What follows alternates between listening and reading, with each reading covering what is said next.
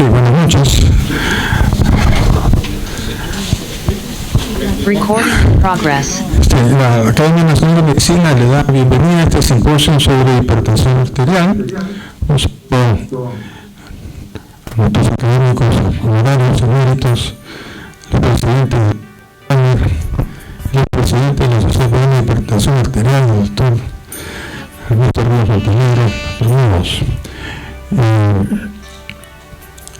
La Academia hace algunos meses decidió conformar un grupo extraordinario de personas para evaluar muy rápidamente problemas importantes de enfermedades crónicas. Con motivo de esos grupos, hemos publicado un libro, este libro que vamos a entregarlo ahora a los ponentes y a todos los que quieran, están a su disposición. Y vamos a tener simposio sobre este tema de hipertensión arterial. El coordinador de este grupo es el doctor Ruiz Mori, que acaba de ser incorporado como académico de número, así que está estrenando su medalla. Y él se va a encargar entonces de la dirección de las preguntas que pudieron haber. Así que, adelante.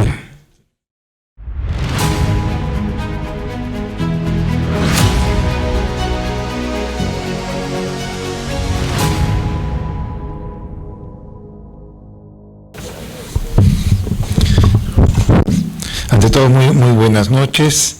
Mi saludo muy cordial al presidente de la Academia Nacional de Medicina, al doctor Patrick Wagner, presidente de la Academia Nacional de Medicina, y los miembros de la Academia, tanto de número como asociados, y los que nos acompañan esta noche para este simposio que se titula Hipertensión Arterial, un problema de salud pública.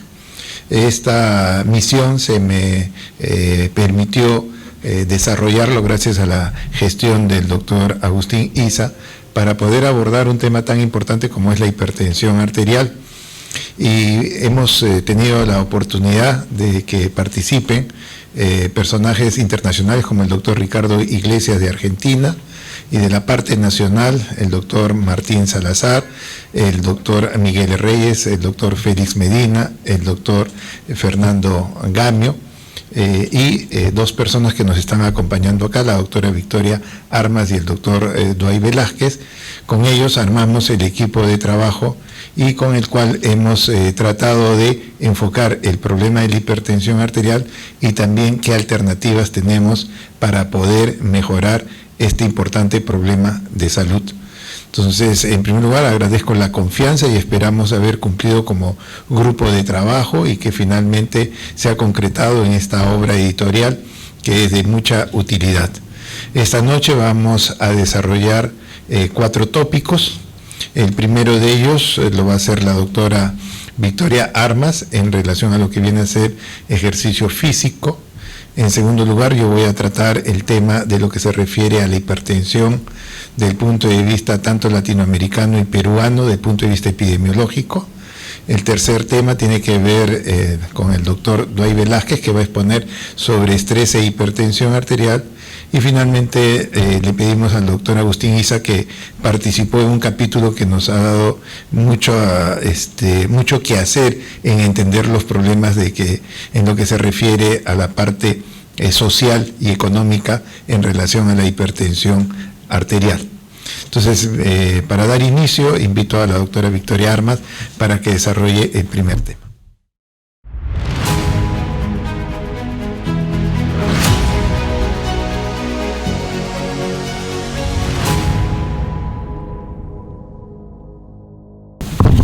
Buenas noches con todos. Agradezco a la Academia por la invitación, al doctor Ruiz sobre todo por haberme considerado en el grupo. El tema que voy a tratar es ejercicio físico e hipertensión arterial. Primero, el ejercicio físico realmente hemos visto que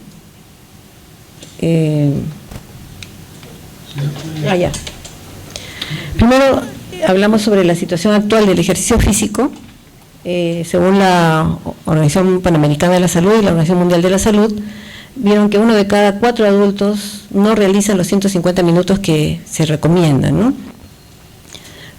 Una actividad física de moderada intensidad, y que eso es mayormente entre, lamentablemente, nosotras las mujeres. Entonces, igualmente en la América Latina y el Caribe, los niveles de actividad física, menos mal, aumentaron, de inactividad física, perdón, aumentaron del 33 al 39 entre el 2011 y el 2016.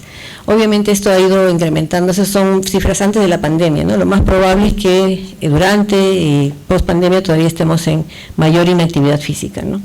Y a nivel mundial, cerca del 27.5% de los adultos y el 81% de los adolescentes no cumplen las recomendaciones mundiales de la OMS de 2010 sobre actividad física.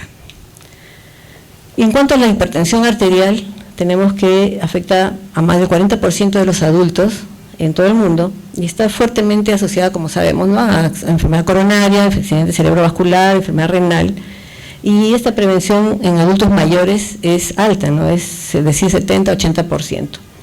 A nivel nacional, según los estudios Tornasol que hizo el doctor Ruiz ya hace un tiempo atrás y que estamos, creo, pendientes por volver a reiniciar, la prevalencia de esta estaba entre el 23 y el 27%.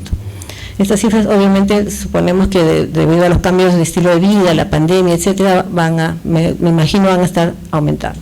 Entonces, básicamente el ejercicio físico, como vemos ahí, ha demostrado disminuir los niveles de presión arterial. Creo que eso ya lo sabíamos todos bastante tiempo atrás, y son estudios observacionales muchas veces, sobre el impacto de diferentes tipos de ejercicio, aeróbicos o de fuerza, que tiene la vasculatura, ¿no?, en las resistencias vasculares y por ende en la presión arterial, que es lo que justamente es el beneficio que nos ofrece este ejercicio físico. Ahora, lo nuevo tal vez, y que está, bueno, no tan nuevo, pero no, al menos soy muy honesta en decirlo, para mí es que no solamente es el ejercicio aeróbico que se recomendaba siempre, sino de fuerza, o sea, de resistencia, el isométrico, ¿no? Y existen varios estudios que analizan justamente estas variaciones con los diferentes tipos de ejercicio, y ahí es que se han dado cuenta que el entrenamiento de resistencia aeróbica disminuye la presión arterial, reduciendo la resistencia vascular sistémica, con un efecto, como vemos ahí, simpaticolítico, ¿no?, y actuando sobre el sistema renina-angiotensina-aldosterona. Su efecto es mayor en personas hipertensas que en normotensas, pero sin embargo, también evita justamente en personas que ya tienen cierta tendencia a tener hipertensión a tenerla, ¿no? O sea, sirve como prevención a cierto punto primaria. Tanto así que la Guía Europea en Prevención de Enfermedad Cardiovascular, en la práctica clínica del 2021, ya lo recomienda en su capítulo de cambio de estilo de vida con una grado de recomendación 1, grado de evidencia A. O sea, ya es una fuerte recomendación realizar ejercicio físico como prevención de enfermedad cardiovascular en este caso. Entonces, en cuanto a la fisiopatología y la hipertensión arterial, ¿por qué el ejercicio físico va a mejorar la resistencia vascular? Vemos que existe en esta hipertensión arterial un deterioro de diferentes factores angiogénicos, como el factor de crecimiento endotelial vascular, el receptor 2 del factor justamente de este crecimiento endotelial, las metaloproteinasas y la trombospondina 1, que parece que son los responsables de disminución de la red microvascular. O sea, a medida que disminuimos la red microvascular, obviamente incrementan las resistencias. Y la vasodilatación regional, que es lo que ocasiona entonces el ejercicio y en la presión arterial. La vasodilatación regional en los grupos musculares activos es de primordial importancia justamente para que se puedan oxigenar bien. O sea, el músculo que hace ejercicio necesita mayor consumo de oxígeno y por lo tanto hay una reacción de vasodilatación. Eso es lo que ocurre en el ejercicio. Y este control local de la vasodilatación está iniciado por el efecto del aumento del gasto cardíaco, que hace que haya un cizallamiento en el endotelio arterial, y este a su vez va a promover una señal de síntesis de óxido nítrico a través del óxido nítrico sintetasa endotelial, provocando vasodilatación regional, ¿no? Entonces, estos son los eventos fisiológicos normales en la vasculatura, ¿no?, que hace el ejercicio sobre la presión arterial. Entonces, cuando hacemos ejercicio hay varias fases durante ¿no? Uno es el llamado pre-ejercicio, que es una adaptación previa al que uno va a empezar a hacer el ejercicio. Uno se pone un poco estresado para empezar a hacer el ejercicio, empieza a haber un poco de más catecolaminas, más estrés simpático, a lo que se le llama, como dice ahí, leve estrés mental, justo la preparación para iniciar el ejercicio. Durante el ejercicio se necesita mayor consumo de oxígeno, por lo tanto en que incrementa el gasto cardíaco y además incrementa el flujo sanguíneo, lo que incrementa también la extracción de oxígeno, ¿no? Posteriormente al ejercicio se produce una respuesta hipotensiva en el 75% de las personas, ¿no? Y puede durar, fíjense, hasta 22 horas. Esto es causado porque se disminuyen los niveles de norepinefrina y por lo tanto se inhibe la actividad simpática y se reducen también los niveles de angiotensina 2, produciendo por lo tanto una vasodilatación. Entonces nosotros vemos cuando hacemos una prueba de esfuerzo que el paciente puede empezar a incrementar su presión, pero posteriormente puede hacer una hipotensión post ejercicio, ¿no? Y en vista de esto es que se ve que una respuesta fisiológica crónica, o sea, al ejercicio permanente y crónico que uno hace regularmente, previene el efecto hipertensivo, ¿no? Y hace justamente eso, el efecto antihipertensivo, por 4 efectos principales: la mejora de la función endotelial, cambios estructurales vasculares secundarios a todo el sistema hormonal que hay, cambios metabólicos, oxidativos, inflamatorios y modulación del estímulo del sistema nervioso. O sea, el ejercicio físico no es, ahora digamos que no es solamente por tener mayor capacidad, sino que además es muy bueno a nivel vascular. El aumento de esta biodisponibilidad del óxido nítrico es lo que es digamos, el elemento clave tal vez en el ejercicio. También el control está determinado por la presión, determinado por el sistema nervioso autónomo, y está sobreestimulado en la hipertensión arterial, ¿no? El control parasimpático disminuido y el simpático sobreestimulado, y eso es lo que ocasiona justamente esta digamos, desregulación y nos produce la hipertensión arterial. Entonces el ejercicio puede restablecer justamente esta sensibilidad barorrefleja en el arco aórtico y el seno carotídeo, y por lo tanto más adelante, haciéndolo crónico, regular, nos va a poder regular la presión arterial, ¿no? Y como vemos ahí, el ejercicio me incrementa la sensibilidad barorrefleja, me disminuye el endurecimiento arterial, me incrementa la sensibilidad a la insulina, disminuyendo obviamente los factores oxidativos, me disminuye los lípidos y las adipoquinas, incrementando el estrés de pared o el cizallamiento por estrés, incrementa el óxido nítrico, ¿no? Por diferentes mecanismos de los canales, activan los canales, los mediadores bioquímicos para que pueda mejorar el óxido nítrico. Y lo que hace es que haya una mayor biohabilidad o biodisponibilidad, mejor dicho, del óxido nítrico en los músculos lisos, produciendo vasodilatación. Pero además, el paciente que hace ejercicio físico mejora también el daño cerebral, mejora el deterioro cognitivo que ocasiona la presión arterial en el cerebro. Y aquí ve que este artículo de la doctora María Reo realizan ese estudio sobre el impacto positivo del ejercicio sobre el cerebro de pacientes hipertensos. O sea, ya es no solamente digamos la hipertensión en sí, sino ya sobre el daño de un órgano blanco. Y se ve pues que la hipertensión produce daño cerebral por diferentes mecanismos, ¿no? Demostrado por neuroimágenes, ¿no? En relación a microinfartos, se detectan mayores niveles de amiloide, microsangrados, infartos lacunares, ¿no? Entonces esto es secundario a que hay endurecimiento de los vasos, lo que incrementa la onda pulsátil, la velocidad del flujo, dañando los capilares y produciendo rarefacción capilar, ¿no? O sea, y eso es lo que a la larga me va a producir daño cerebral. El ejercicio físico lleva al crecimiento capilar, ¿no? Posiblemente al aumentar los estímulos proangiogénicos, como el factor de crecimiento endotelial, y el ejercicio mejora también la relajación vascular, ¿no?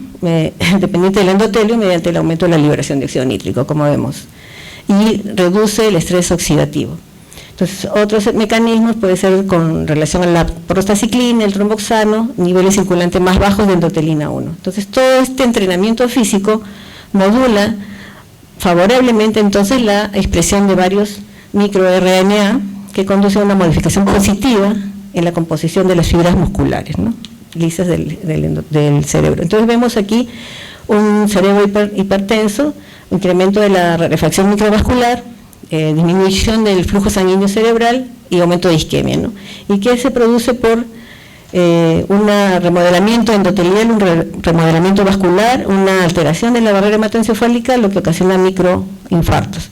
Y lo que hace el ejercicio es que incrementa el factor de crecimiento vascular endotelial, incrementa la neurogénesis, la plasticidad y la sinapsis. Y esas son ya recomendaciones de diferentes sociedades en relación a cómo hacer cómo deberíamos dirigir el ejercicio, ¿no? En el principio FIT, de frecuencia, intensidad, tiempo y tipo, ¿no? Y vemos varios, la sociedad brasilera, la canadiense, la europea, de qué tipo de intensidad, qué tipo de ejercicio, la frecuencia, ¿no? 3 a 5 días a la semana, los 4 a 7 días, la mayoría son de 30 minutos como mínimo, y la intensidad puede ser moderada, ¿no? En realidad, eso ya habría que verlo más adelante, a qué se refiere moderada, y en relación al tipo de ejercicio, en este caso son aeróbicos. En cuanto a entrenamiento complementario, ahí ponen ya entrenamiento de resistencia, ¿no? Que también se ha visto que favorece, o sea, favorece el entrenamiento aeróbico, el de resistencia y el mixto. En realidad, el mixto sería el mejor, ¿no? Y para poder definir o poder saber cómo nos va con el ejercicio en pacientes hipertensos, actualmente se están viendo los marcadores de estrés oxidativo, ¿no? En cuanto a la inflamación, que son los más conocidos, las adipoquinas. En cuanto al daño de órgano blanco, si hay daño a nivel cerebral, renal, a nivel cardíaco, pero existen nuevos marcadores que se están viendo, que son las vesículas endoteliales, el metabolismo de la glucosa, que se está estudiando para poder definir cómo mejoramos con biomarcadores qué mejoría me está haciendo el entrenamiento, el ejercicio físico, ¿no? Pero además no solamente es dar las indicaciones, las pautas, ¿no? Que tienes que hacer ejercicio cada 150 minutos a la semana, de moderado, pero además existen ya estudios en que hay que hacerlo personalizado. Y según esta tabla que vemos acá, es para ver cómo los ejercicios me van a disminuir las presiones tanto sistólicas como diastólicas, pero hay que hacerlo de acuerdo a individualizado, ¿no? Personalizado, prescripción personalizada del ejercicio. Efectos favorables, como vemos ahí, ¿no? Aumenta la distensidad de los vasos, la función endotelial mejora, disminuye la edad vascular. En cuanto a la salud cardiovascular, mejora la compliance del ventrículo izquierdo, disminuye el envejecimiento cardíaco también, y a nivel de la salud metabólica. Sin embargo, existen, como dice acá, preguntas todavía que no tenemos respuestas. Cómo incrementar la personalización del entrenamiento basado en características individuales, que hasta el momento todavía no se llega a hacer una guía en ese sentido. Una gran escala de aplicabilidad del entrenamiento, ¿no? Incremento de la presión del control de la presión en condiciones dinámicas, y un incremento de la salud vascular, ¿no? Cardiovascular. Entonces, todavía eso no se ha podido, en realidad, estamos en estudios para poder definir cómo podemos llegar a este tipo de contestar estas preguntas con relación al ejercicio. Y ya para terminar, la Organización Mundial de la Salud hizo unas estrategias de prevención sobre actividad física y hábitos sedentarios, ¿no?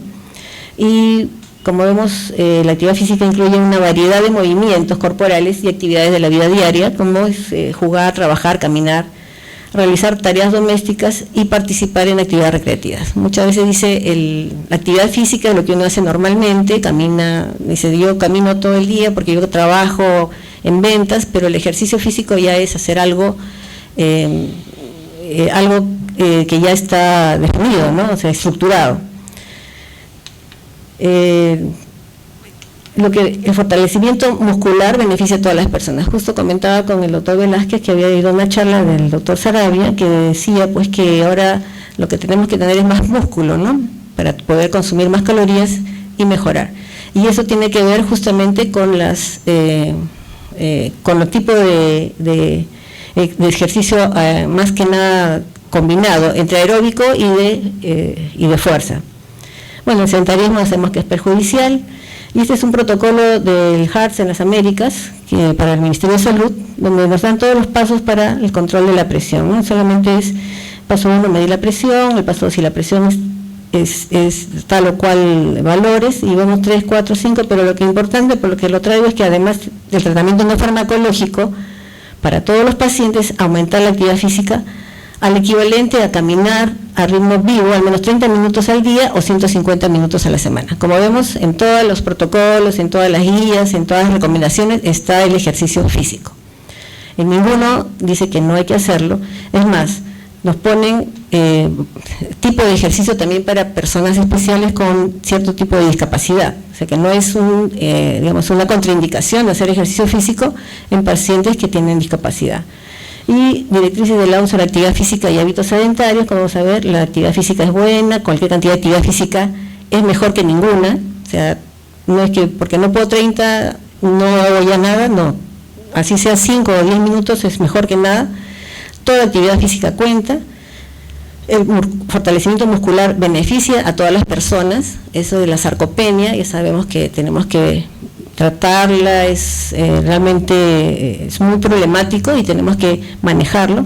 Demasiado sedentarismo puede ser malsano, como vemos ahora muchos chicos, sobre todo los adolescentes, los jóvenes, se dedican a los PlayStation y están con sus celulares, ya no hacen ejercicio, ya no salen a jugar, no salen a caminar, ni siquiera conversan entre ellos, no se reúnen, que antes al menos para reunirse salían. Entonces es realmente un problema. La tecnología a veces trae también esto del sedentarismo, ¿no? Y todas las personas pueden beneficiarse de incrementar la actividad física y reducir los hábitos sedentarios, ¿no? Y aquí vemos otras recomendaciones ya básicas. En general, ¿no? Los adultos deben acumular a lo largo de la semana un mínimo de 150 horas, 150 minutos, perdón. La actividad de fortalecimiento muscular, como vemos ahí, es importante hacer isométricos, y no solamente necesitamos pesas, nada especial, no solamente hacer repeticiones de cierto tipo de ejercicios para poder fortalecer los músculos con varias repeticiones al día, ¿no? Y en diversas horas. Los adultos deben limitar el tiempo de estar sedentarios, igual que los niños, que los adolescentes, y como vemos puede ser solamente subir escaleras, ¿no? Por ejemplo, podríamos hacerlo. Y además también en las oficinas se debería tener cierto tiempo para disminuir el sedentarismo y que le den tiempo para que puedan al menos salir un rato o hacer un poco de ejercicio dentro de la oficina nada más, ¿no? Y bueno, esto era lo que tenía para decirles hoy en relación al ejercicio y la hipertensión, pero en realidad el ejercicio es bueno en todos los aspectos, ¿no? Metabólico, cardiovascular y se ve muy importante para la presión arterial. Muchas gracias.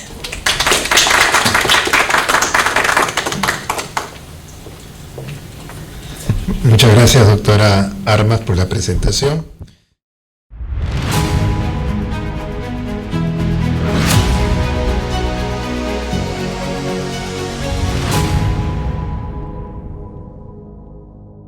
Yo voy a continuar con el tema en relación a hipertensión en Latinoamérica y la situación en el país. Vamos a ver. Ya ahora creo que estamos. Bueno, en primer lugar, enfocar el tema en sí es que tenemos que ver que las enfermedades infectocontagiosas poco a poco han ido siendo controladas y ya no es la principal causa de muerte en la mayoría de países, incluido el nuestro. Vean ustedes ya que para el 2008 las llamadas enfermedades crónicas, las no transmisibles, causaron más del 60% de las muertes, y lo importante es que hay que ver que el 80% de estas muertes ocurren en países de ingresos medios y de ingresos bajos, ¿no? Latinoamérica también ha tenido esa transición. Vean ustedes lo que acontecía en 1940 con estas enfermedades, sobre todo las infecciosas, que tenían la mayor causa de muerte. Sin embargo, poco a poco en el tiempo, ya para el año 2000, se veía esta transición donde las enfermedades cardiovasculares tenían la primera causa.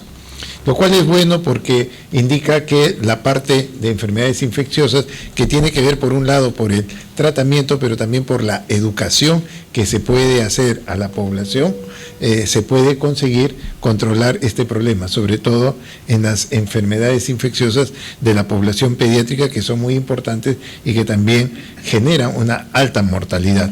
Este producto de esta transición epidemiológica hace que uno pueda observar, por ejemplo, en este caso, en los países de altos ingresos, lo que se refiere a las muertes por estas enfermedades crónicas en la barra en negro, que es la primera causa, en relación a lo que viene a ser en azul las enfermedades infecciosas. En el caso de los países de ingresos medios altos, también se mantiene ese protagonismo, lo mismo que en los medios bajos. Las enfermedades crónicas van desplazando a las infecciosas. Sin embargo, todavía en los países de bajos ingresos, las enfermedades infecciosas son la primera causa, pero vean ustedes que la barra en negro no está muy distante.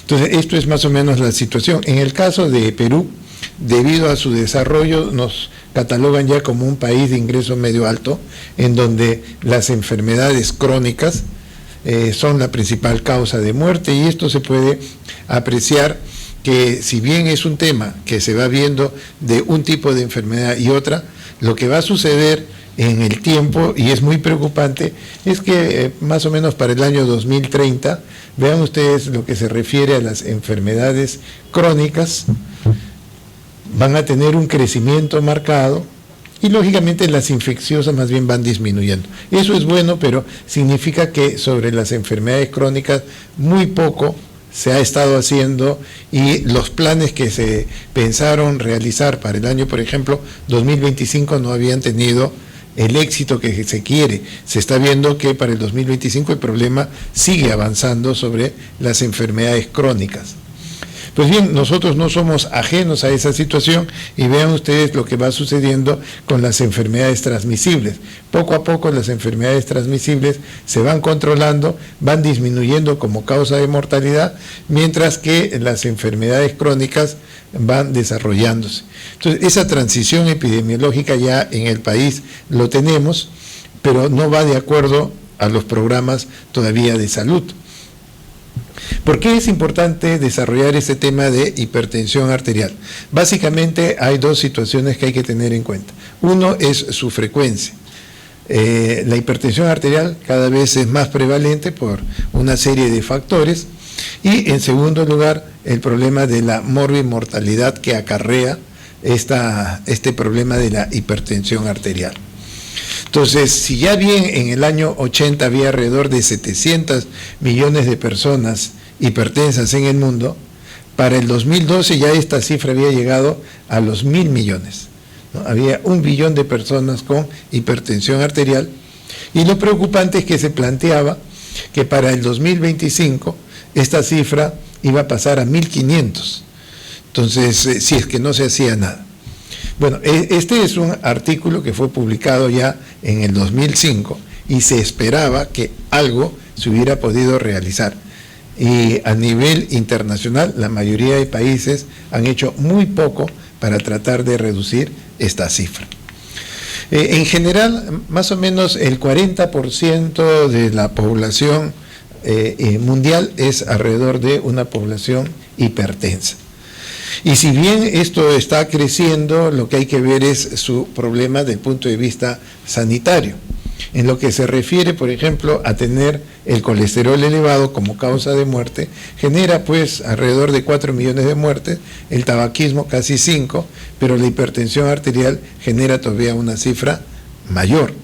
Entonces, es un problema importante. El ser hipertenso definitivamente altera la expectativa de vida. El pronóstico del paciente se acorta con el hecho de tener hipertensión arterial. De ahí la necesidad de poder tratarla, pero sobre todo prevenirla, porque el objetivo de la medicina más es prevención que tratamiento. Y vean ustedes cómo de alrededor de los 7 millones de muertes que se producen por enfermedad isquémica, pues casi el 50% es producto de un mal control de la presión. El hecho de diagnosticar o de tratar al paciente, si no se logra controlar las cifras, pues esto va a seguir creciendo. Y en lo que se refiere a enfermedad cerebrovascular, en donde la presión está muy relacionada a esta complicación, de los 5 millones de muertes por enfermedad cerebrovascular, el 60% es también a un mal control de la presión. Y esa es una realidad. Lamentablemente no se controla la presión arterial como debería. Hay una serie de factores propios del paciente, situaciones propias del medicamento y también del médico. O sea, acá hay 3 elementos al menos básicos del por qué no se está controlando la presión en forma adecuada. ¿Cuál es la situación que tenemos en primer lugar en la parte de las Américas? Según la OPS para el 2019, la prevalencia regional de la hipertensión arterial está alrededor del 35% de la población total, siendo mayor en hombres que en relación a las mujeres. Y este valor, este 35% de prevalencia, ahí ha sido una cifra que se está cada vez incrementando. Había desde el 2010 hacia el 2019 había un crecimiento casi 8%. Ahora, ¿cuáles eran los países con mayor prevalencia de hipertensión?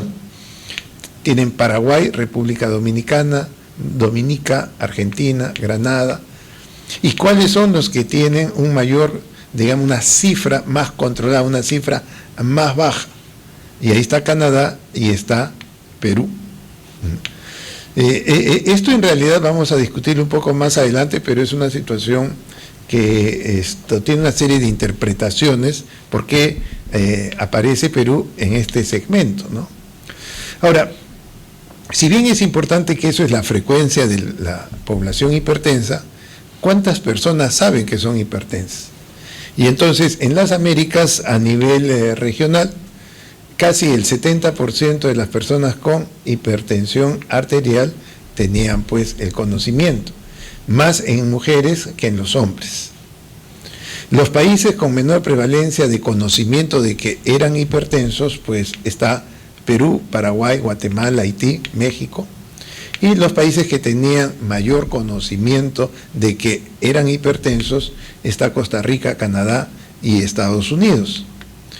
Ahora, de esta población que tenían conocimiento que eran hipertensos, pues ¿quiénes estaban en tratamiento? Pues en este reporte de la OPS, la tasa de tratamiento fue alrededor del 60% en la población total. ¿Está incrementándose? Sí, está incrementándose, lógicamente se diagnostica más, se trata más, pero lo importante es ver, ¿estamos controlando o no? Muy bien, ahora acá se puede ver que el tratamiento es mayor en mujeres que en los hombres, ¿no? Hay una serie de condiciones por el cual a veces la mujer toma más conciencia de la enfermedad que el varón. El varón no acude a veces a las atenciones de salud, y a pesar de tenerlas, más sucede en las mujeres. Es una situación que se ve en la mayoría de países, incluido el nuestro. Ahora, si bien se está dando tratamiento, la pregunta era la prevalencia del control de los hipertensos entre los que están tratados. Y bueno, lo que se puede ver es que 3 de cada 5 personas tratadas por hipertensión arterial logran el control de la hipertensión arterial, más o menos un 60%. En el control de la hipertensión entre los tratados fue ligeramente mayor en las mujeres que en los hombres.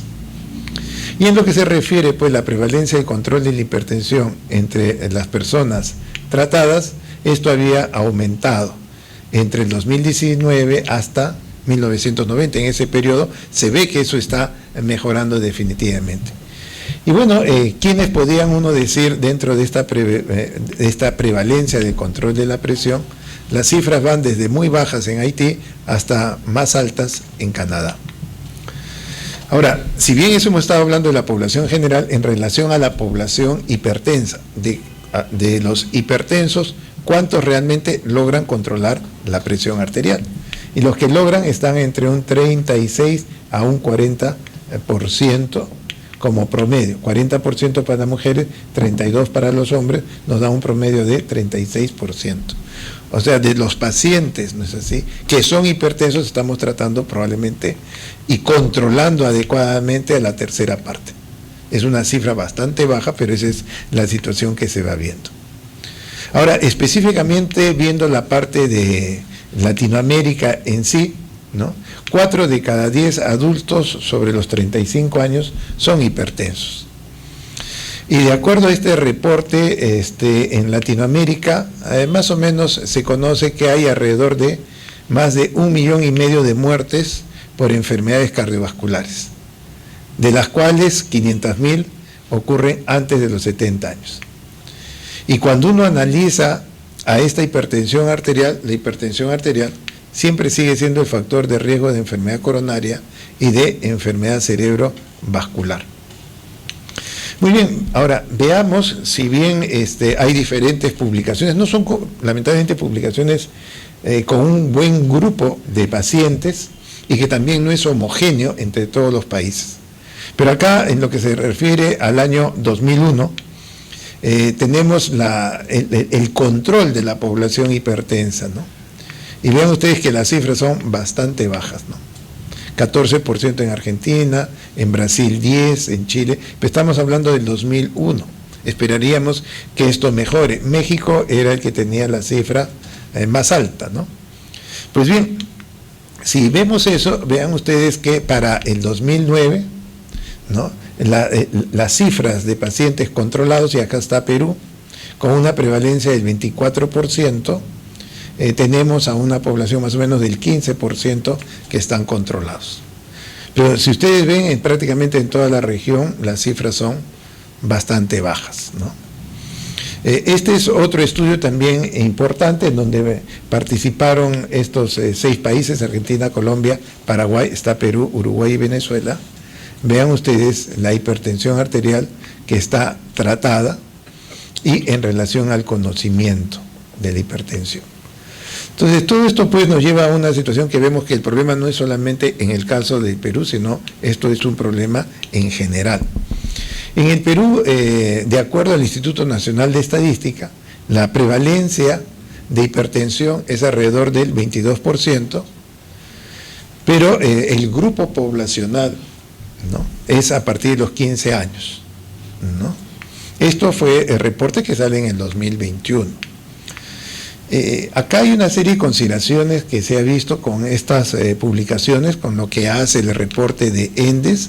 En realidad ellos lo que hacen no es ir a evaluar la hipertensión arterial, ellos lo que están viendo son otras características demográficas y entre ellos preguntan por el problema de la hipertensión, quiénes son hipertensos, y no a todos ellos le toman la presión, y las personas que toman la presión no necesariamente están entrenadas. Eso es una cuestión de la parte de estrategia que ellos tienen para poder hacer esta consignación de 22%. Pero lo otro que hay que tener en cuenta es que ellos incluyen a la población de 15 años hacia arriba. Lógicamente, si la población es de 15 años, lamentablemente a esa edad las cifras son bajas y todo puede alterar hacia abajo los resultados. Y lo otro es que no se ha hecho una proporción en relación, ya no tanto a la pirámide poblacional, porque ya no tenemos casi la pirámide, va cambiando, no se ha hecho como se debería considerar los porcentajes, ¿no? Y por otro lado, el score que se utiliza para hipertensión arterial, el que tenemos y el que se puede utilizar internacionalmente, va a partir de los 18 años, no entre 15 a 18. Ahí se tiene que usar percentiles, porque todavía está en el campo todavía de pediatría. Entonces, desde eso hemos preguntado varias veces por qué hacen el trabajo a partir de 15 años y no hemos tenido una respuesta concreta, ¿no? Y por qué utilizar un score que está hecho para 18 en población de 15 años. Pero esto trae cifras bajas, ¿no? Y ha condicionado a veces que muchos países pregunten qué hace el Perú para tener cifras tan bajas. Y esas no son cifras realmente las que nos corresponden, ¿no? Vean ustedes en relación a género, de acuerdo al Instituto Nacional de Estadística, el 25% es en varones y casi un 20% en las mujeres. Y en lo que se refiere a la parte regional, 25% de los hipertensos están en la costa, en la sierra es 18% y en la selva 16%, ¿no? Entonces, de acuerdo a esto es que uno empieza a observar una serie de conclusiones que se pueden sacar y ver que realmente todo se empieza a variar hacia determinados valores bajos, cuando de repente quizás nuestros valores son mucho más altos. Más o menos en el Perú existen 5 millones de personas mayores de 15 años que sufren de hipertensión y que esta sería el 22% de la cifra. Tienen que tener en cuenta la parte urbana y la parte rural. La parte urbana 17% y la rural casi 12%. A nivel departamental, las mayores prevalencias se ven en Lima, después sigue Loreto, está Tumbes, y la menor prevalencia en Apurímac y Ucayali, ¿no? Pues bien, si bien estas son las cifras que tenemos, en la Sociedad de Cardiología se hicieron 2 estudios sobre factores de riesgo. Este es un estudio que se hizo a nivel nacional en las 24 capitales y en donde se evaluaron a alrededor de 14.000 personas, tanto en el tornasol 1 como en el tornasol 2. El tornasol 1 fue en el 2005 y el tornasol 2 fue en el 2010. Lamentablemente en el 2015 la sociedad por diversos motivos no lo pudo hacer, pero había intención de hacerlo, y en el 2019 a 20 justo habíamos empezado a desarrollar el estudio tornasol para ver los cambios que habían sucedido ya en estos 10 años, porque esto fue en el 2010, pero lamentablemente la pandemia nos cortó todo, ¿no? Entonces recién estamos nuevamente volviendo, hay que esperar todavía que se pueda hacer el estudio. Tenemos la esperanza que en enero del próximo año vamos a empezar a hacer el tornasol 3. Ya lo habíamos empezado a hacer entre noviembre, diciembre no se pudo hacer, del 2019, regresamos en febrero y ya marzo no se pudo hacer. Las cifras que teníamos son muy pocas. Pero en este estudio, vean ustedes la diferencia entre lo que nos da el Instituto Nacional de Estadística en relación al estudio tornasol, sobre todo en el tornasol 2, en donde se puede observar que prácticamente sube 4 puntos en 5 años, entre el 2005 y el 2010. Probablemente esta cifra debe estar por encima del 32%. Eso es lo que debería ser. Cuando uno analiza también el estudio, por ejemplo, del ENDES, en relación a diabetes, ellos tienen la cifra más o menos de 5%. Pero más o menos la realidad en general va entre 8 y 9%, o sea, está por debajo, está en la mitad. En el caso del tornasol en relación a diabetes lo vemos que está bordeando el 8 o 9%. Entonces, las cifras del estudio quizás son más reales de nuestra situación como país. Pero hay algo importante, en 5 años subir 4 puntos desde el punto de vista epidemiológico es muy alto, ¿no? Pero bueno, esas son las cifras que tenemos. En el caso de nosotros, nos resultó que la ciudad que tenía mayor hipertensión arterial, ¿no?, venía a ser el Callao como provincia constitucional. Tenía más del 40%. Entonces eso llamaba mucho la atención porque una cifra tan alta no parecía. Se volvió a hacer el estudio y nos volvió a dar la misma cifra. Lo que sucedió cuando se analizó es que la punta, su población es la más geronte que hay en el país. Y no ha cambiado esa población. Sus hijos han migrado, pero los mayores están ahí. Y por eso nos salían las cifras tan, digamos, divergentes. Pero eso es lo que nos sucedía. El Callao es la que salía, sobre todo la zona de la punta, con mayor prevalencia de hipertensión arterial. Y lo volvimos a hacer, como les digo, tratando de verificar si esta información era la correcta, ¿no? Entonces, en este estudio tornasol, más o menos nosotros ya hablábamos de que 1 de cada 4 peruanos mayores de 18 años, porque el estudio empezaba a partir de los 18 años, tenía ya hipertensión arterial, lo cual nos daba ya una cifra de 5 millones de hipertensos que hay en el país. Sin embargo, de estos 5 millones de personas que son más o menos aproximados los hipertensos, diagnosticados casi el 50%, el otro 50% no, estaban en tratamiento farmacológico en la mitad, pero vean ustedes cuánto se controlaba, no, solamente el 20%. O sea, la cifra es bastante baja por una serie de razones que ya mencioné, pero esto es lo que preocupa. No se hace mucho para poder mejorar esta cifra, pero no somos nosotros, sino prácticamente en el continente, en la parte de Latinoamérica, las cifras están allí, ¿no? Y vean ustedes que esto va creciendo, si bien la hipertensión es algo mayor en los hombres que en las mujeres, pero en ambos grupos uno va viendo que esto está en ascenso, ¿no? Esa es la situación.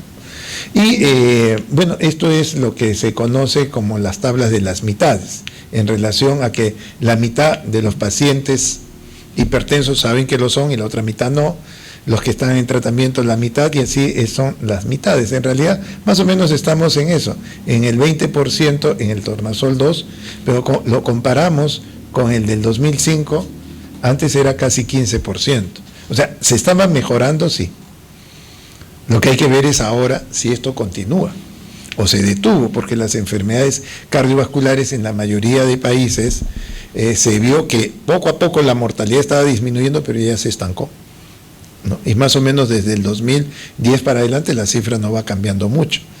Nosotros estamos justo en este estudio del 2010 y para ver el 2020 no sabemos realmente cómo iría, ¿no? Entonces, esto es lo que nosotros tenemos en relación a la población hipertensa en esos dos estudios. Entonces, esto más bien lo vamos a pasar ya como la parte de las conclusiones finales, ¿no? Nos vamos a quedar allí para poder continuar con la presentación del doctor Dwight Velázquez. Gracias.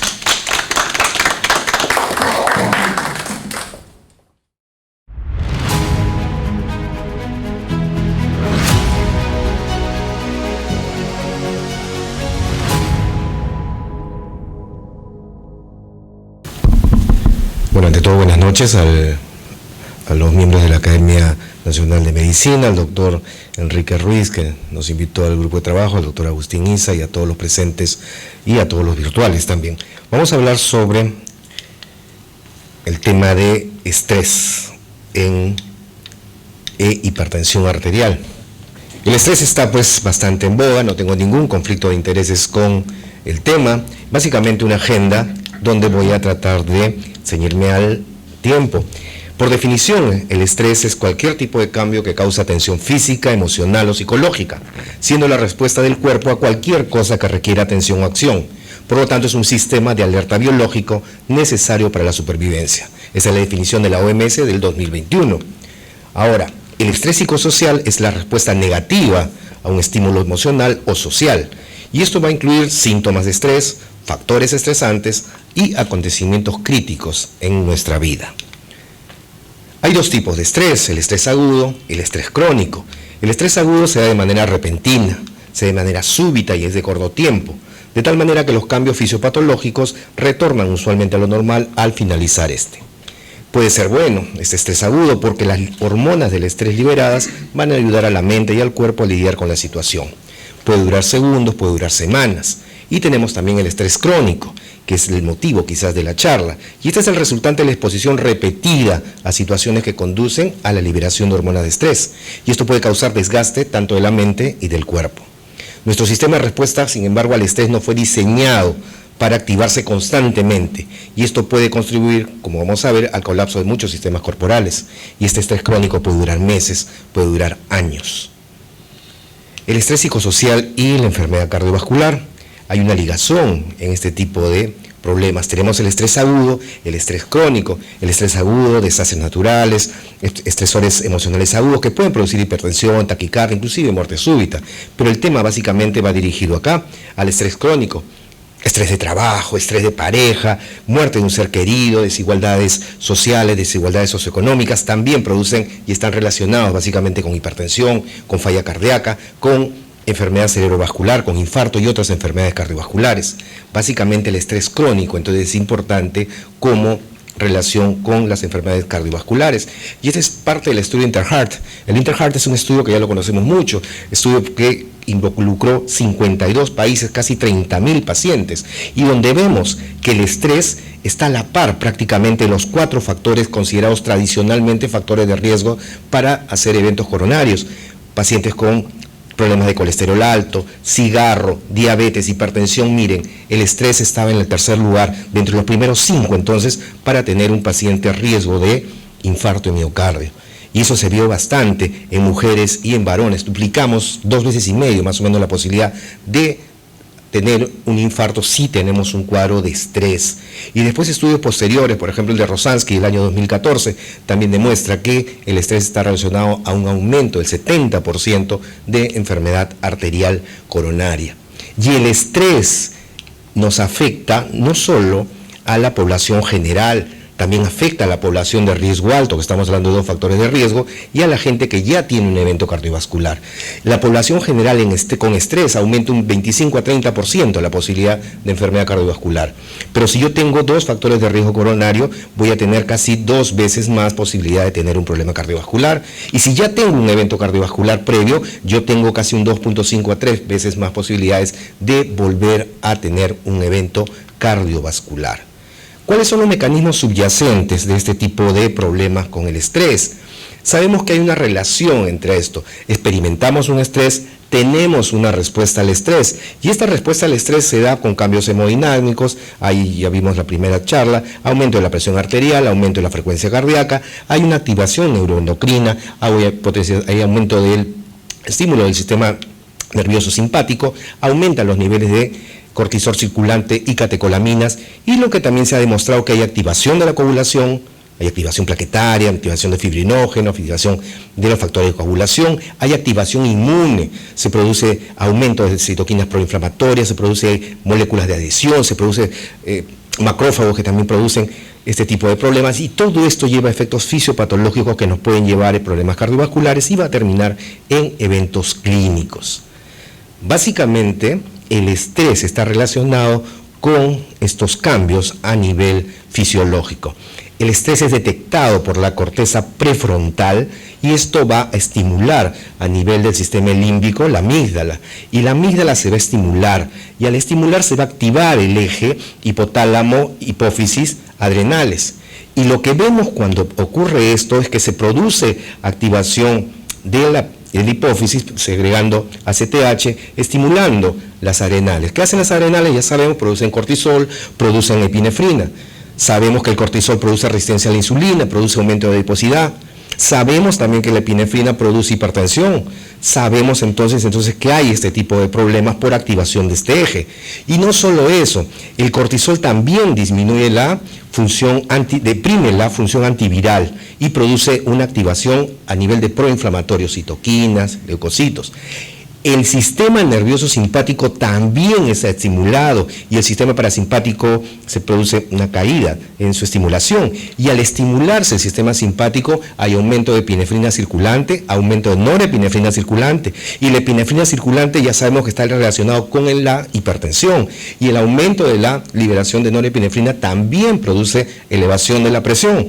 Y lo que se ha demostrado es que el aumento del estímulo del sistema nervioso simpático produce un aumento en la leucopoiesis, y esto es lo que produce la producción de macrófagos, de citoquinas proinflamatorias, llevando a inflamación, disminución también de la inmunidad.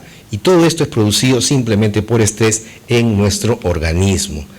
Un esquema básicamente muy sucinto es este: el estrés activa la amígdala, la amígdala activa todo el eje, ya vimos hipotálamo, hipófisis y adrenales. También se produce activación del sistema nervioso simpático, una estimulación a nivel de la médula ósea, producción de monocitos, producción de otros leucocitos proinflamatorios, citoquinas, que nos van a llevar a inflamación vascular y nos pueden llevar también a fenómenos de placa.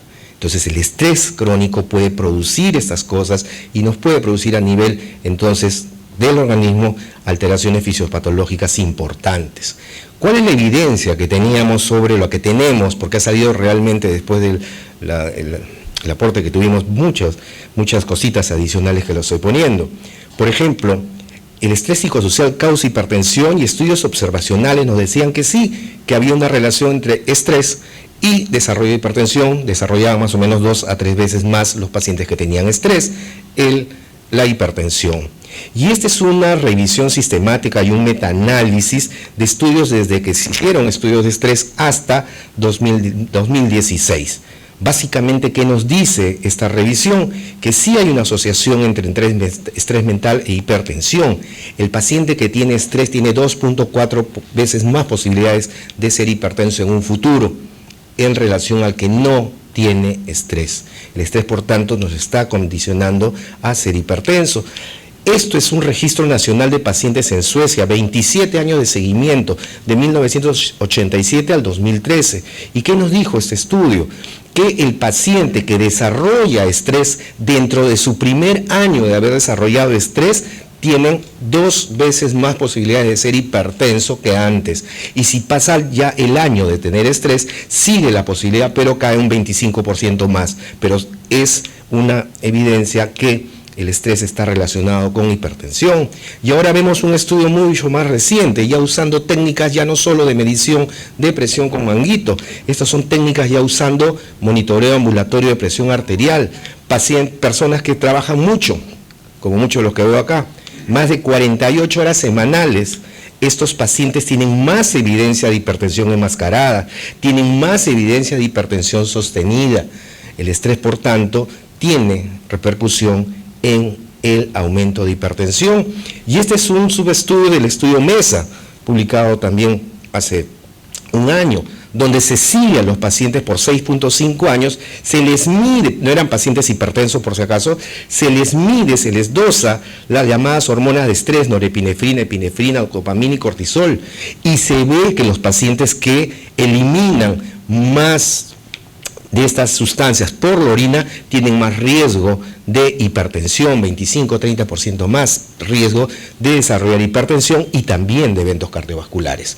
Pacientes con estrés se eliminan, esto se ve entonces, se objetiva que tienen más riesgo de problemas de hipertensión. Y estas son las últimas guías publicadas hace 2 meses nada más de la Sociedad Europea de Hipertensión, donde ya figura el estrés dentro de los mecanismos involucrados en la regulación de la presión y en la fisiopatología de la hipertensión. Los demás sistemas, miren el sistema renina-angiotensina, el sistema nervioso simpático, todas esas cositas están ya relacionadas con el mecanismo de regulación de presión.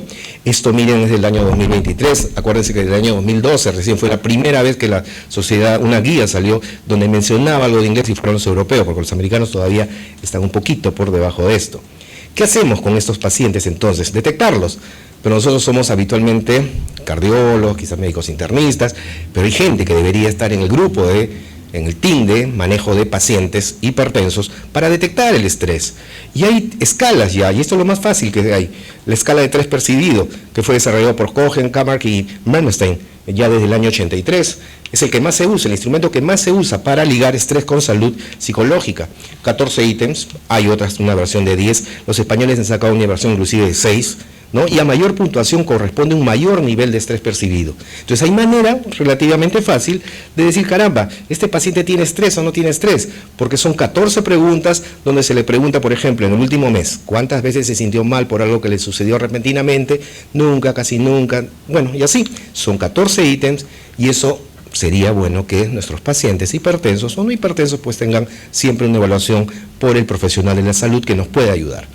Ahora, no solamente tenemos esto actualmente, en otros centros ya se está desarrollando este tipo de detección del estrés, porque el estrés, ustedes han visto, activa una serie de cosas, activan el eje hipotálamo, hipófisis, adrenales, estimula la médula ósea, produce a nivel de inflamación vascular y eso se está midiendo por intermedio de imágenes. ¿Qué imágenes? Una resonancia magnética, estructural, funcional, por tomografía de emisión de positrones, podemos medir a nivel estructura neural, ¿no? Por una resonancia del cerebro, podemos ver la actividad de conectividad y activación neural, podemos ver también acá estructuralmente la aorta, podemos ver el funcionamiento, el estímulo amigdaliano a nivel de médula ósea, es la aorta, también podemos ver la inflamación, y hay estudios inclusive con estos.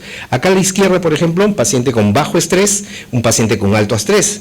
Este paciente con alto estrés tiene estimulado, miren, las amígdalas mucho más que esto, porque se ven acá, tiene inflamación arterial, tiene aumento también de la captación de la médula ósea y estos pacientes desarrollan, estos pacientes de acá, mucho más eventos cardiovasculares que los que no tienen estrés.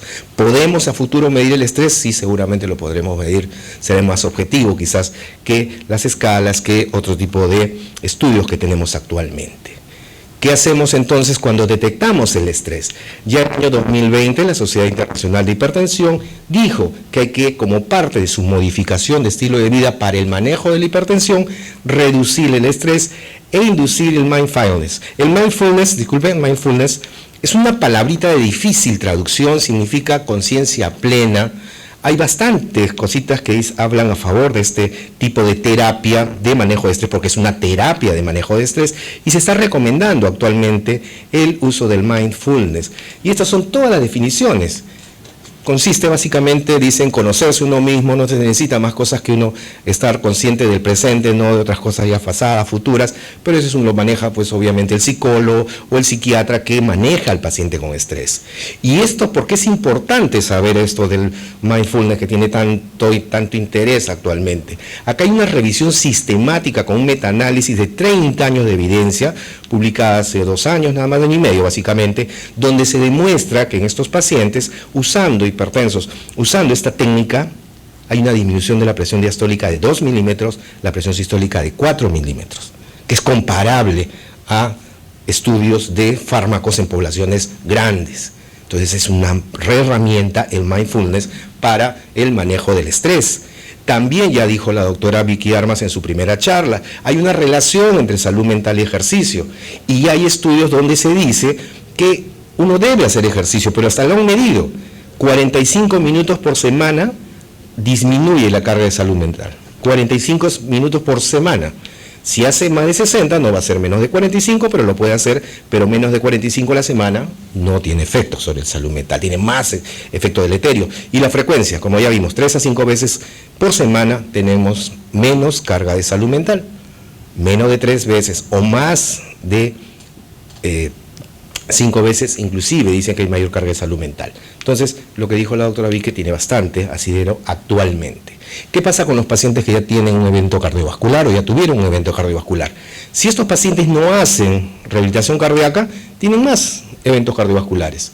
Pero si tienen rehabilitación cardíaca, tienen menos eventos cardiovasculares.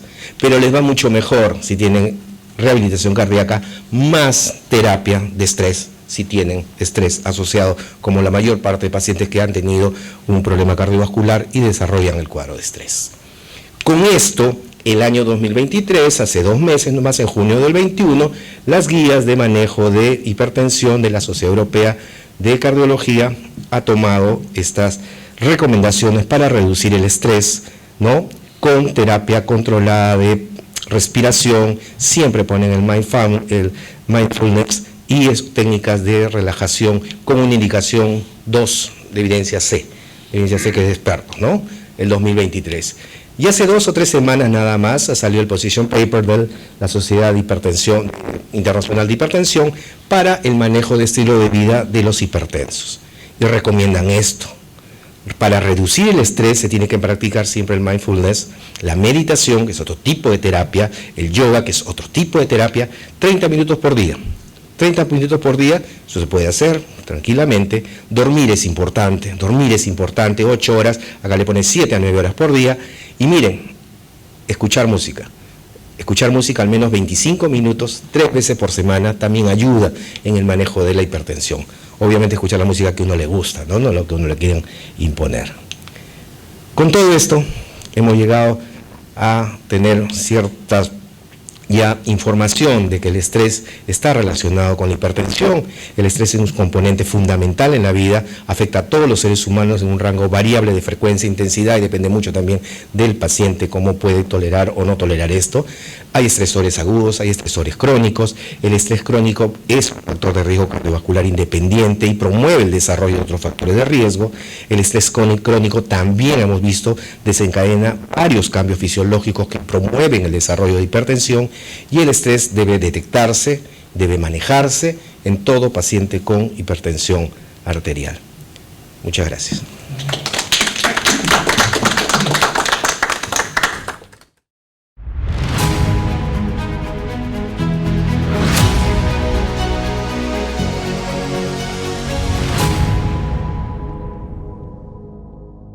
Invito al doctor Agustín Isa para que haga la disertación. Hola, ¿qué tal? Buenas noches. Lo gracioso de todo esto es que yo le pedí al doctor Ruiz que encabezara un grupo de personas para ver el tema de hipertensión arterial y me la devolvió, me dijo, ahora tú también tienes que hablar de algo. Me dio tarea. Y lo que yo voy a hablar con ustedes ahora es el tema de hipertensión arterial y pobreza. O sea, tenemos que pensar ya muy seriamente que el problema de la hipertensión arterial no es un problema de una cifra, porque nos estamos acostumbrando a esquematizar tanto que empezamos a creer que la hipertensión arterial solamente es tener encima de 140/90 o encima de 130/80. Hipertensión arterial, como estamos viendo con todos estos factores adicionales, es mucho más que solamente la cifra, para entenderla y para manejarla. Así que yo quería darles con ustedes una ojeada a este problema de la pobreza. Y eso me recuerda lo que todos aquí hemos escuchado, hemos quizás interiorizado, de que la hipertensión arterial es un problema, o era un problema de la riqueza. Y era un problema de la civilización. O sea, las charlas comenzaban, la hipertensión arterial es un problema de la civilización. Porque las mediciones de presión arterial en comunidades indígenas o apartadas de la civilización no se encontraban hipertensos. No habían hipertensos. Cuando pasaban a las ciudades comenzaban a haber hipertensos. Entonces pasar de la vida rural o la vida más autóctona a la vida más urbana se acompañaba de hipertensión arterial, y se explicaba eso porque había mayor consumo de sal, porque había menos actividad física, porque había menos estrés, más estrés, etcétera. Entonces eso condicionaba que hubiera más hipertensión arterial, y hasta hace unos años era hipertensión arterial igual riqueza o urbanización. A la siguiente, a ver, yo tengo que pasar esto. Este año, en marzo, salió en esta revista una buena relación conceptual de la hipertensión arterial. O sea, la hipertensión es una causa importante de muerte prematura en todo el mundo. No es un problema de Perú, es un problema de todo el mundo. Lo segundo es que uno de los objetivos mundiales para las enfermedades no transmisibles es reducir la prevalencia de hipertensión en un 33%.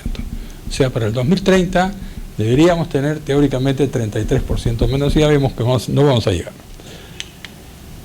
Lo que se estima en este año es que hay más o menos 1.300 millones de adultos entre 30 y 79 años en todo el mundo que tienen hipertensión. De esa población, 2/3 viven en países de ingresos bajos o medios. 46% de los adultos con hipertensión, estas son de estadísticas mundiales, no saben que tienen hipertensión. ¿Okay? 46% son hipertensos y no saben, porque no se midieron la presión arterial. Y menos de la mitad son diagnosticados y tratados. Y 1 de 5 adultos tienen la hipertensión arterial controlada. Quiere decir que después de todos estos años, el éxito significa tener 1 de 5 controlados. Terrible, ¿no es cierto? Porque esto produce muerte. Muy bien. Entonces, cuando se hablan de los factores de riesgo que conducen o que ayudan a la hipertensión arterial, todos sabemos que en la medida que uno tiene más edad, tiene más posibilidades de tener hipertensión arterial. Cada vez más se habla de factores genéticos, sobrepeso, obesidad, no ser físicamente activo, que es una palabrita ahora diferente a hacer ejercicio, ser físicamente activo, que es diferente de hacer 30 minutos al día. O sea, hay que tener una actividad de todo el día. Consumo aumentado de sal y beber mucho alcohol. ¿Dónde está la pobreza ahí? No existe. No se habla de pobreza. Muy bien. Pero sin embargo, la hipertensión es un factor de riesgo prevalente, pero modificable, ¿no es cierto? Hay una serie de factores, visto ahí, que son modificables. Y se estima que es la principal causa de muerte en los países de ingresos bajos y países de ingresos medios. Sin embargo, lo que les decía, a menudo se piensa que la hipertensión afecta principalmente a los individuos más ricos de esos países. ¿Ok? Y entonces lo que vemos aquí, como sabemos que la hipertensión arterial es un factor de riesgo para las enfermedades cardiovasculares, que tenemos las barras, que podemos ver en verde los países con altos ingresos, a gris, de ingresos medios, y aquí con ingresos bajos.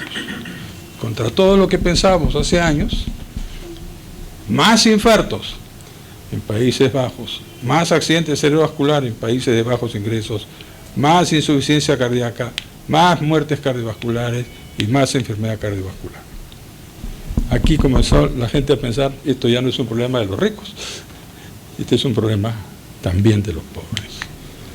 Y este es el estudio más grande y más importante, muchos miles de pacientes, muchos millones de pacientes evaluados aquí. Aquí lo que se ve es el rojo, esto es el mundo en general, ¿okay? Comparado entre 1990 y 2019 con respecto a hipertensión arterial. Y lo que vemos es que el número de personas no diagnosticadas empieza a crecer, pero luego la línea un poco se pone horizontal, como si estuviéramos haciendo algo importante. Aquí están los que se diagnostican de hipertensión, pero no tienen tratamiento. Y miren el ancho de la curva esta del espacio, es casi igual. Cuando hablamos de tratados pero no controlados, miren el ancho de la curva. Y cuando vemos tratados y controlados, miren, de 1990 hasta 2019, definitivamente estamos teniendo muchos más pacientes controlados. Ese es el promedio del mundo. Pero cuando empezamos a ver, como ellos lo vieron muy bien, en diferentes regiones del mundo, estos son los países de altos ingresos en el oeste. O sea, miren cómo disminuye desde el 90 hasta el 19, disminuye la cantidad de pacientes no diagnosticados. Quiere decir que se está diagnosticando más, menos diagnosticados y no tratados, empieza a disminuir esto. Todavía tenemos un buen grupo de pacientes diagnosticados, pero que no tienen la presión controlada, y este es el éxito, del 90 aquí, hay una gran franja de pacientes que tienen controlada la hipertensión arterial. Eso que ocurre en los pacientes de altos ingresos empieza a difuminarse cuando vemos Europa Central y Europa del Este, donde miren el ancho del espacio aquí de los países controlados es mucho más pequeño. Cuando vemos Latinoamérica y el Caribe, mira, se parece a esta curva, parece que fuéramos nosotros el reflejo mundial. El número de pacientes no diagnosticados ya empieza a horizontalizarse, diagnosticados pero no tratados, es un porcentaje pequeño. Miren lo ancho de pacientes que están tratados pero no están controlados, y cómo Latinoamérica y el Caribe tiene cada vez más pacientes controlados de su hipertensión arterial.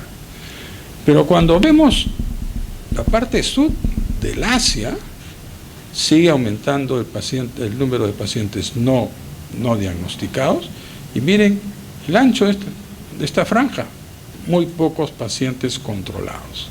Igual pasa en el África subsahariana, igual pasa en el Asia del Este, pero en el Asia Pacífico se parecen a los países desarrollados. Miren cómo disminuye el número de no diagnosticados y cómo aumenta el número de pacientes tratados y controlados. Ya, el problema es diferente. Miren cómo crece en Oceanía, cómo crece en el África subsahariana, cómo crece en el Asia Central. Entonces, esto es lo que ha llevado a pensar que la hipertensión es más un problema de países de bajos ingresos y de medianos ingresos. Yo he tomado ahora como referencia, ya lo ha dicho Enrique hace un rato, el trabajo de INEI. Yo soy consciente de que el tornasol fue el 1, el 2, fue un hito importantísimo en la cardiología y en el conocimiento de lo que pasaba en el Perú. Pero he preferido quedarme con esto del INEI porque me va a permitir comparar pobreza con hipertensión arterial. Entonces, como ya se dijo bien, en el Perú, ahora, ¿ellos qué dicen? Ellos dicen que lo que hacen es medir la presión arterial. Dicen que se los miden a todos. No sé si este es un dato valedero, pero dicen que se los miden a todos. O les preguntan, ¿eres hipertenso? Y si hace, sí soy hipertenso, ya no le miden la presión arterial, lo consideran ya como hipertenso. Y como dijo Enrique muy bien, el otro tema es que esto es raro, ¿no? Que alguien ponga de 15 años para arriba. Eso habitualmente no se hace cuando se maneja estadística de hipertensión arterial. Pero en todo caso, 22% es la cifra de este estudio, ¿cierto?, del 2021, más en la costa, en la sierra y en la selva.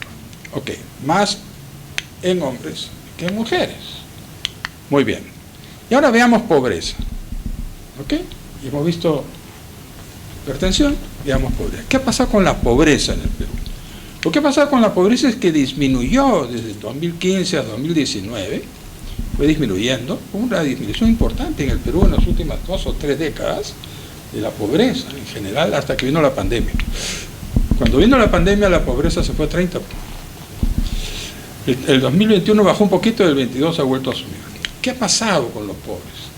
De tener 6,5 millones de pobres en el 2019, tenemos ahora 9,2 millones. Incremento importantísimo. Y ha seguido creciendo del 2021 al 2022, cuando la pandemia ya está desapareciendo.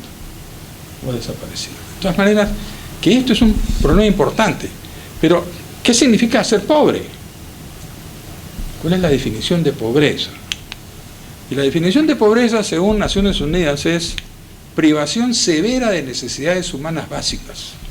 Es un problema de derechos humanos.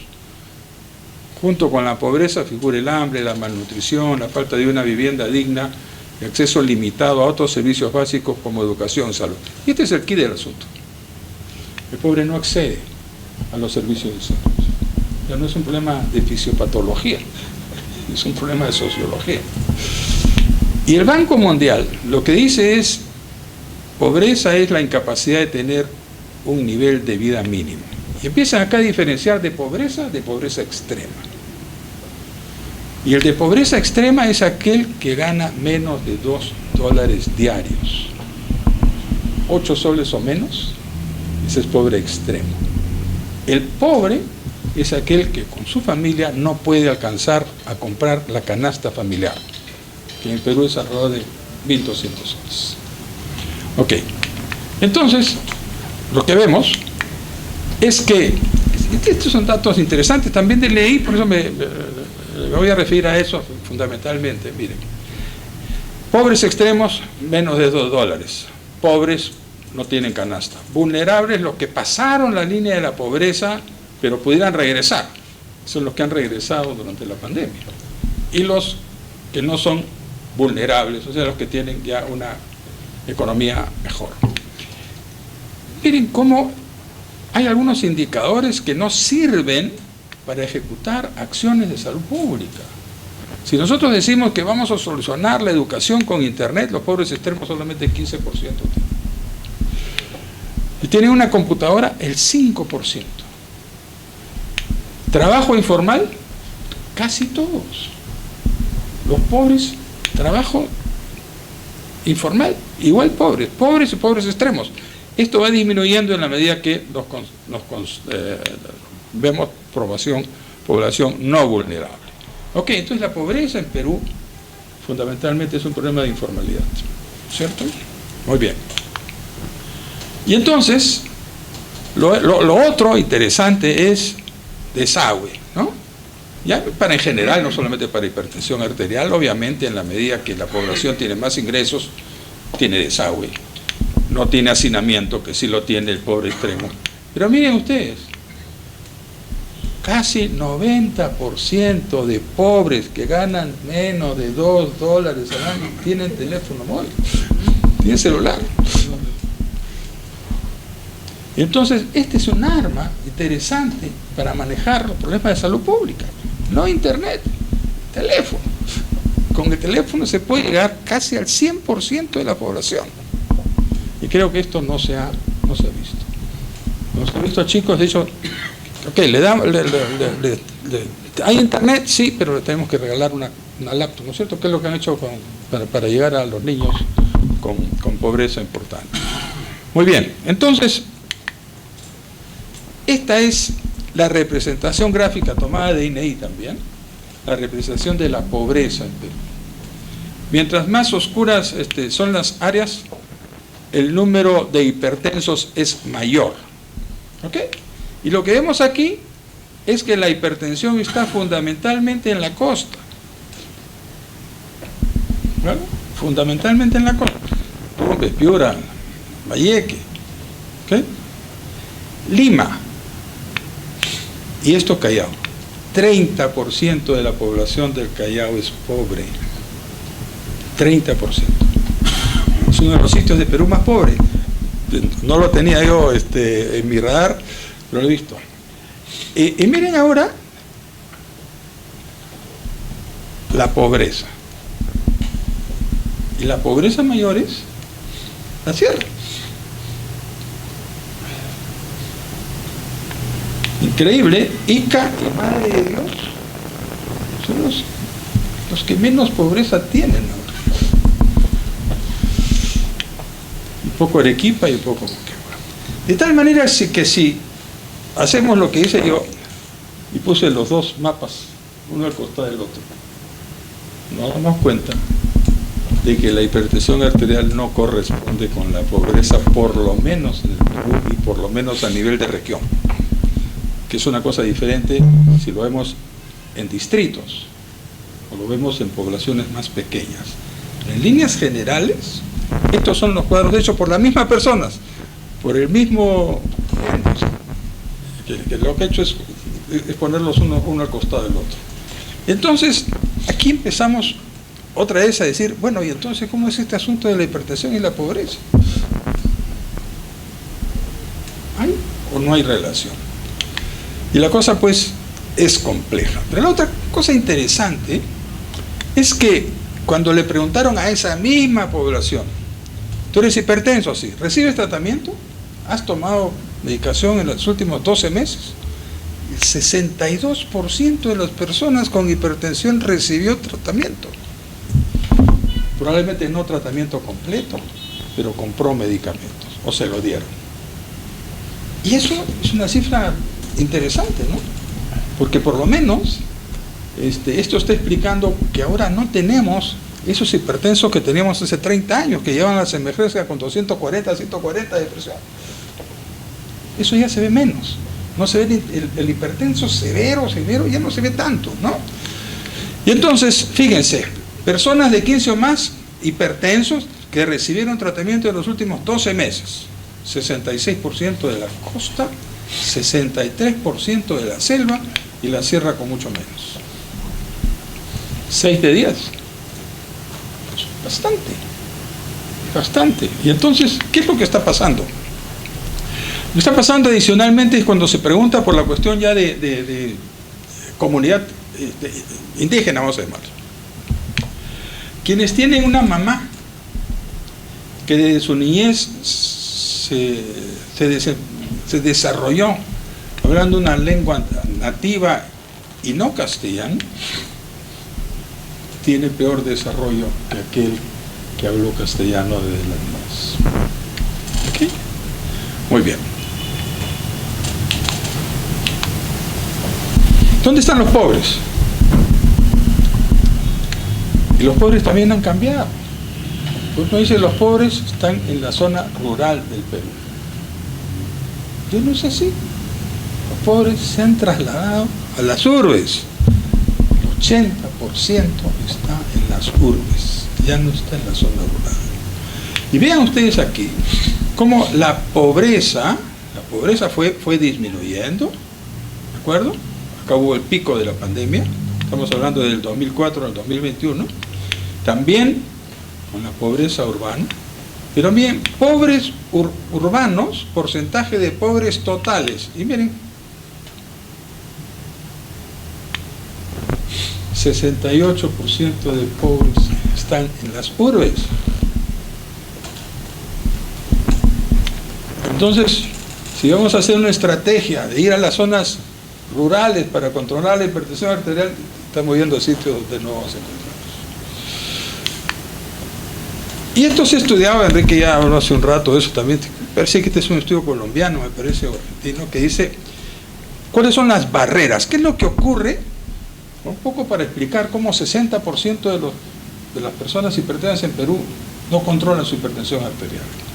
Entonces, hay factores intrínsecos del sistema, falta de refuerzos,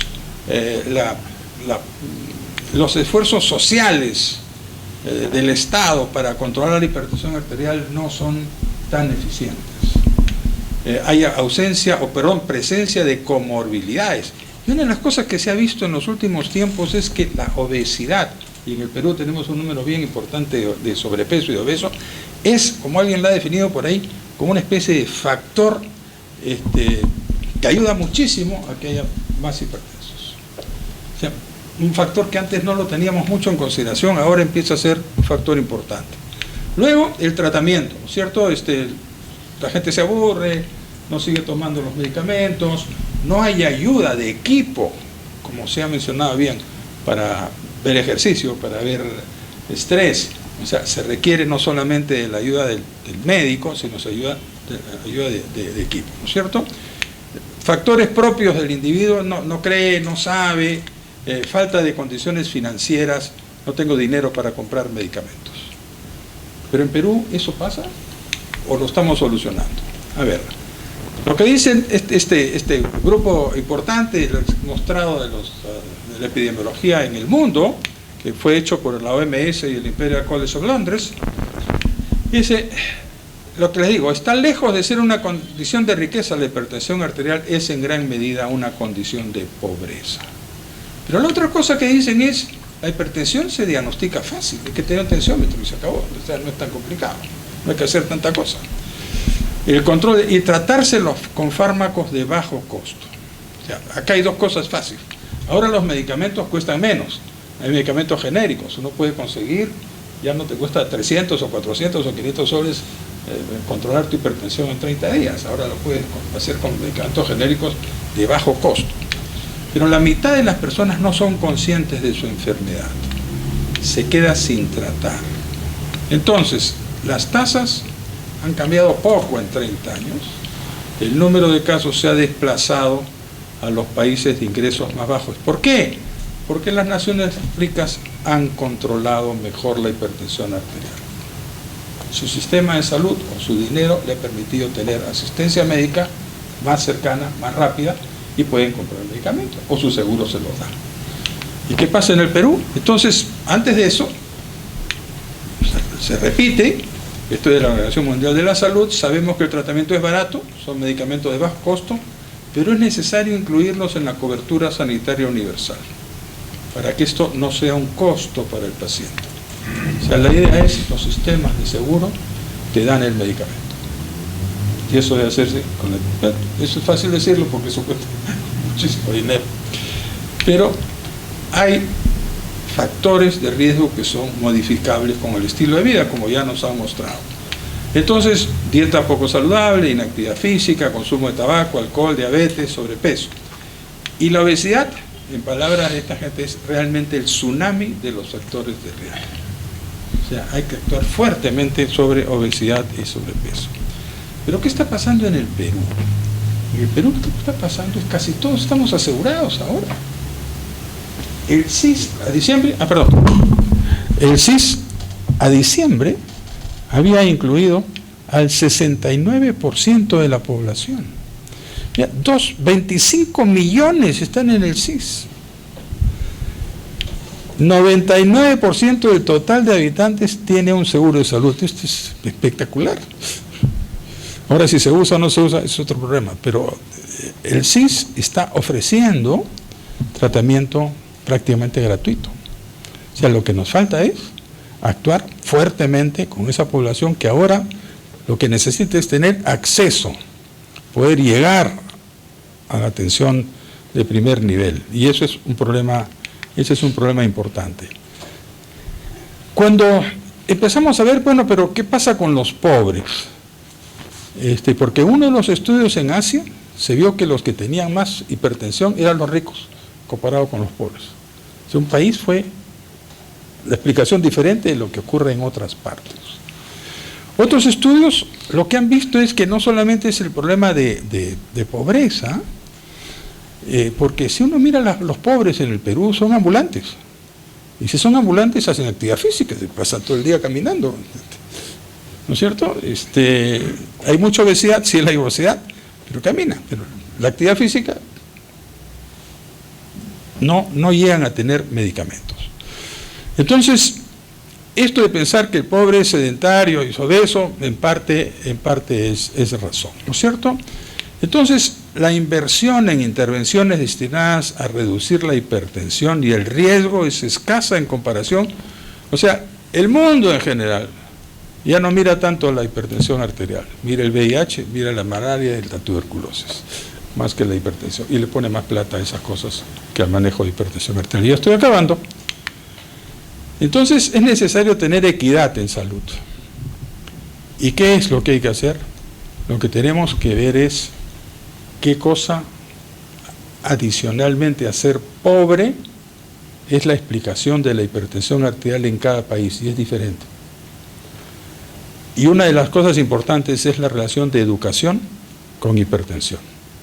Y en el Perú, primaria, 80-90% de los niños tienen ahora educación primaria, pero la secundaria bajan 20 o 30%, por lo menos las cifras nacionales que yo he podido revisar.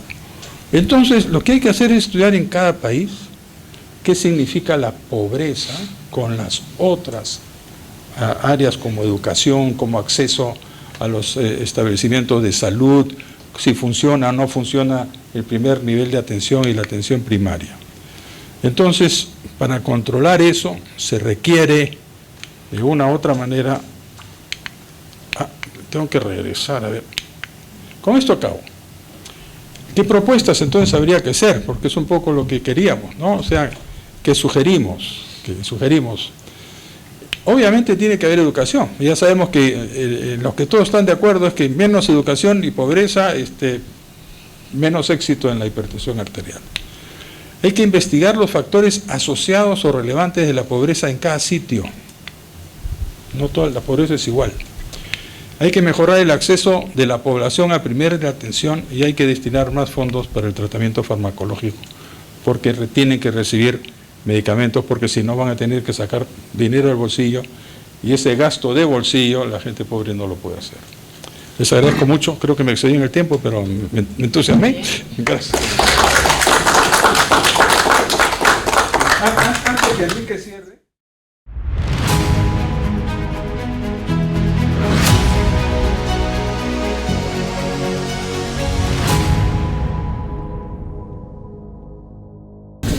Sí, para terminar nada más, si me pasan el slide de conclusiones. Las conclusiones del grupo de trabajo son estas: la hipertensión arterial ocasiona una alta mortalidad, muertes que son prematuras, pero que lo más importante es que estamos hablando de una enfermedad que es prevenible y controlable, que es lo que lamentablemente no se realiza una política adecuada para controlar este problema, no solamente en el país, sino en la mayoría de los países. Y si bien tenemos que la génesis de la hipertensión arterial es multifactorial, hay una serie de factores que sí podemos modificar. Entre ellos, y justo el motivo de la noche de hoy, de presentar temas a veces que no son muy frecuentes de tocar en el problema de la hipertensión, como es el problema del estrés, el problema del ejercicio y también la situación económica. Entonces, por eso lo hemos desarrollado, ya bien sea porque los otros temas ya son de diabetes, el consumo de sal o el tabaquismo, los conocemos. Hemos querido hacer un aporte más en relación a estos factores de riesgo que sí son modificables, ¿no? El siguiente. Vean ustedes que cuando se habla de reducir la mortalidad cardiovascular, y que eso se ha visto en la mayoría de países, hay una serie de estudios clínicos que han mostrado cómo han reducido su mortalidad y han puesto las causas, y dentro de las causas pues tenemos el tratamiento farmacológico, un tratamiento que tiene un costo. Sin embargo, ustedes pueden ver que el tratamiento de los factores de riesgo modificables y corregirles con bajo costo, también se obtiene muy buenos resultados. El estudio clásico de Nor Karelia, que se hizo ya hace casi más de 40 años, demostró que se podían modificar los factores de riesgo y la mortalidad cayó, y eso es a bajo costo. Sin embargo, la mayoría de veces nosotros más estamos enfocando el problema de la presión a un tratamiento farmacológico. Entonces, ¿podemos modificarlo? Sí. Y podemos nosotros también en el país observar. Una de las condiciones, uno de los factores de riesgo importante es el tabaquismo. Y en el tabaquismo muchos de ellos son adictos. Sin embargo, el consumo del cigarrillo en el país disminuyó. En el caso del tornasol se veía que de un 27% se bajaba casi a un 22%, un factor de riesgo que es adictivo. O sea, significa que sí se puede luchar contra los factores de riesgo como se demuestra en todos estos estudios y que es a bajo costo. Pero para esto, lógicamente, tiene que ser una política de salud en donde se enfoque no solamente el problema del Ministerio de Salud, sino que esto va de acuerdo con la educación del paciente y con recursos económicos. Y finalmente, pues, el costo de actuar sobre prevención son marcadamente menores siempre y cuando podamos actuar sobre estos factores de riesgo. Y el objetivo final será, pues, realizar, que es algo importante, sinergias y alianzas desde los niveles más elementales de salud. Lo más importante es actuar, como también se ha mencionado esta noche, en lo que es atención primaria. Es necesario porque allí es donde también vamos a tener la repercusión de poder controlar la hipertensión arterial. Muchas gracias. Les agradezco mucho a los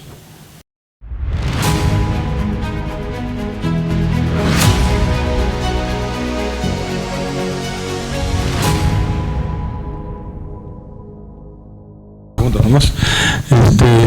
Como dijo Enrique al comienzo, han sido varios las personas, los colegas que han contribuido a esta parte de hipertensión arterial. Solamente voy a hablar algunos de ellos, pero en el texto están las contribuciones de todos con sus nombres y apellidos, y les agradezco tanto a los autores como a los ponentes de ahora por la gentil colaboración con la Academia Nacional de Medicina. Con esta presentación cerramos este grupo de temas, que son 8, que hemos estado desarrollando en el transcurso del año y que han sido puestos ya al Ministerio de Salud. Espero que no siga la suerte que han seguido los libros, que los ponen en el último cajón, pero se le entrega habitualmente al Ministerio de Salud, o se le envía. Y eso es lo que hemos estado haciendo. Nos falta distribuir un poco más, pero ustedes desean, en sus clínicas, en la universidad, si desean estos volúmenes, están a su disposición, están por ellos. Esta es una contribución que la Academia hace a la comunidad nacional en general, de tal manera que a su entera disposición. Les agradezco mucho que estén con nosotros, muy amables. Gracias.